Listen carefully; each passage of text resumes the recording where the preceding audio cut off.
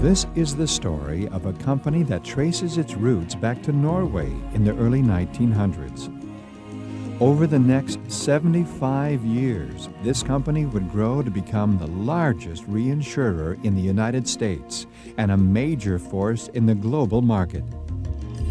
This is the story of your company, a story you can be proud of.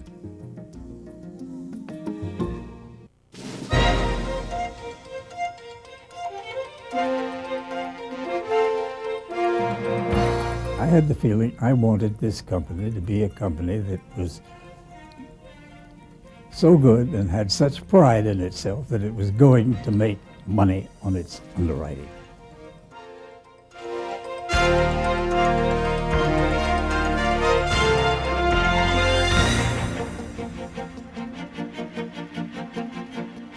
Major owners of the corporation were represented on our board. The Mellons, the Whitneys, the Hannas from Cleveland, all had representation on our board. They looked at the company a little differently than the average outside executive director would today. They looked at it as truly as owners. The culture was built on something, a legacy really of Mr. Lowry and Cathcart and Braddock. It was a culture born of the notion of underwriting for profit. I think everything good and successful about the company has more or less been driven by this rather simple philosophy.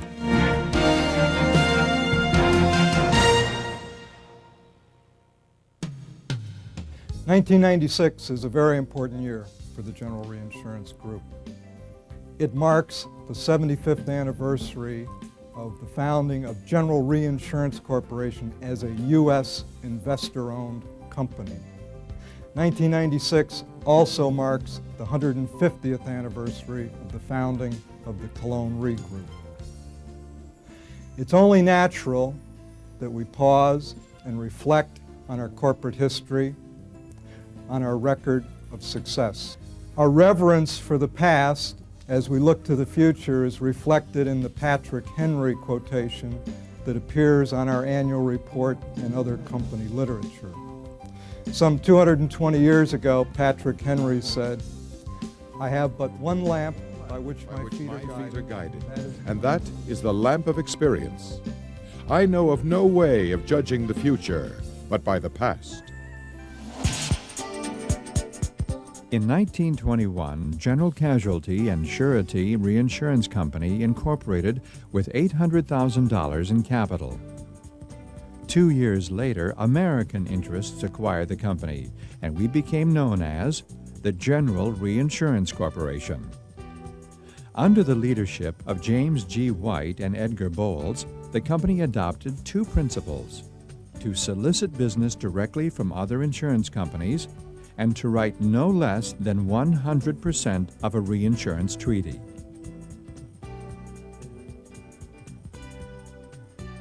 Another company seemed to go under every day. No one was even talking about recovery. And one of the toughest decisions I faced at the time was whether to reduce salaries. Many companies believed this was the only way to stay afloat. Well, I decided against any reduction.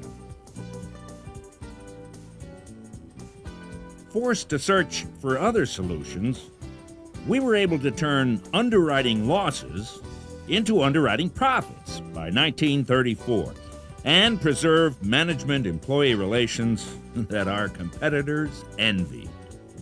In 1945, General Re merged with the Mellon Indemnity Corporation. The merger represented one of the most decisive developments in the history of the company. The Mellons brought to the company no knowledge of the reinsurance business, an enormous knowledge of finance, administration, and dealing in large events, which General Re did not have. We had a company that believed in making an underwriting profit, believed in it enough to feel that its pride was involved in it. Remember the Subway series? The day it was clear that there was going to be a Subway series, I practically closed down the company. Almost all the employees had to go out and stand in line and buy a roll of tickets. We ended up, as I recall, with roughly 2,600 tickets for that series. I called the president of every single customer we had. John, look, I got some tickets for you. Wouldn't you like to come on to see the ball games? Of course they would. We used up all the tickets. Don't think it didn't do us good. On the day of the first game, the president of a company came in whose business I'd been trying for 3 years to get.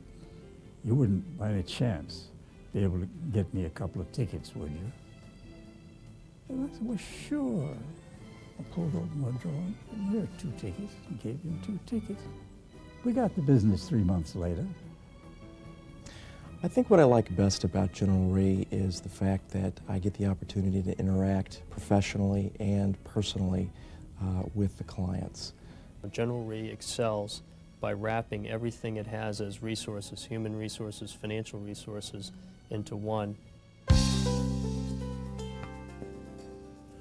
One of our key achievements was the development of our facultative department, which truly differentiated us from other reinsurers and, in turn, stimulated more innovative underwriting activities among primary underwriters.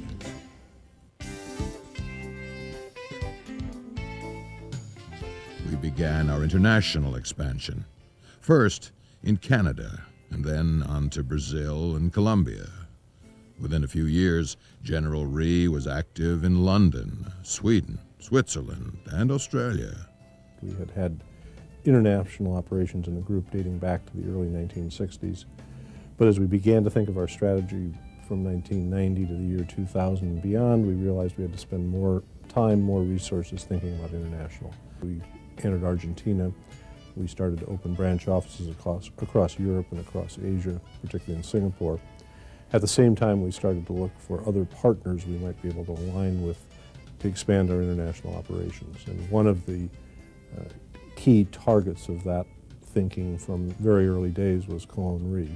We basically went from a company that was 15% non-U.S. and 85% U.S. to a company that's balanced about 50-50 between U.S. and non-U.S. And I think a lot of people are starting to see that it's going to create opportunities both for the General Re people and for the Cologne Re people being part of a larger worldwide enterprise. It just opens up more opportunities, more chances for people to do different things and move their careers forward. Well, the company still continues to be tremendously dynamic. Just even the changes we've seen in the last couple of years with the expansion of the international arena, that opens up tremendous new opportunities that didn't exist years ago. I often see other companies that are simply planning for the next quarter or next 2 quarters down the road. Gen Re and Genesis hopefully provide a much more long-term solution to problems than that.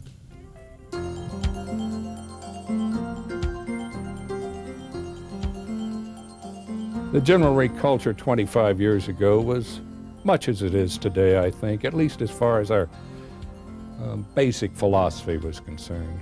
One of the early challenges that comes to mind grew out of the success of the facultative department.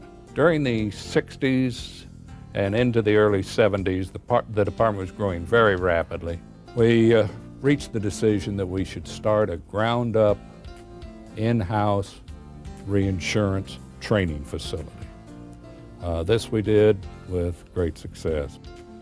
I think the thing I'm most proud of from my time as CEO is the staff that was left behind. I think we had a great group of people then. I think we have a great group of people today. I like working here because of the people that I work with. They're very caring people, and people take pride in their work. It's the people here. It's people, it's opportunity. I've been able to experience a lot of personal development. There's a lot of great training events here. not only do they apply to your professional life, they apply to your personal life. Well, I joined the company in February of 1954, and I shared an office on the 16th floor at 90 John Street with Eric Maynard. And there was this fellow that walked up and down briskly down the aisle named Bryce Fry that I didn't know who he was. And but pretty soon Bryce, who had been hired to start the facultative department, he started making business trips, and his mail and whatever was sooner or later directed to me. And as I said, General Re was a pretty small company in those days. You know, if I had a very simple question, I had two choices of either going to the president or the chairman to ask, you know, what the answer was, which was a marvelous opportunity, by the way. But nonetheless, sooner or later, Bryce became aware of the fact that I was doing these things for him and whatever. And we met, and pretty soon Eric Maynard moved someplace else, and Bryce and I shared that office, and that was the facultative department. We had a good time. Bryce was one of the pioneers of enjoy your work and have a good time at it, and I think another tradition of the General Re, which I think has been carried on and very important. But I can remember about 10 years ago, we had a convention down at the Greenbrier, and I was talking to the chairman of a large Hartford company and his wife, and Barbara was there. And he turned to his wife and he said, "I'd like you to meet Frank Munson. He runs the best insurance company in the world." And you know, it just doesn't get any better than that. So you never feel like you're just a dot in the mass or a cog in the wheel. You feel like you're part of it. You're a recognized, acknowledged part of it, and I think that's key, because that feeds the human need to be something, somebody, not just anonymous. I like working here mostly because of the people I work with. I've been here 10 years. I've met a lot of great people. They're a lot of fun. It's just nice getting up in the morning and going to work and being with the people that I'm with. What I want for General Re is to be the best we can be. And that's really the key driver of quality. And we've really gone from quality to now can I, continuous and never-ending improvement. And that's really what it's all about, is empowering people to do their jobs better. I suppose the thing I'm most proud of at General Re in the 35 years I've been here is starting the change process. I think 10 years from now this will be seen as a really seminal event, probably as important to the company as having started the facultative department.